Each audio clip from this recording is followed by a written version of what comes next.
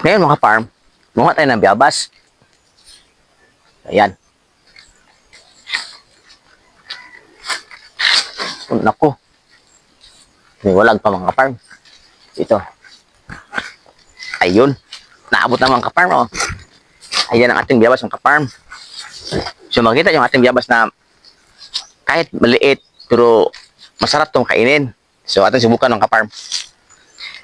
So dito sa bundok talaga, hindi ka talaga magugutom basta alam mo lang kung paano ma-survive. So ito, pang merienda lang ito. Ayun. Mm.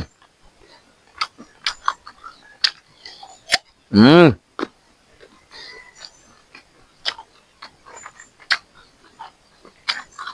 Ito yung mga native na biyabas na iba ang lasa talaga. Kumpara mo ito sa mga biyabas na mga hybrid, mas malinaw talaga ang lasa ng native na biyabas. Gaya nito.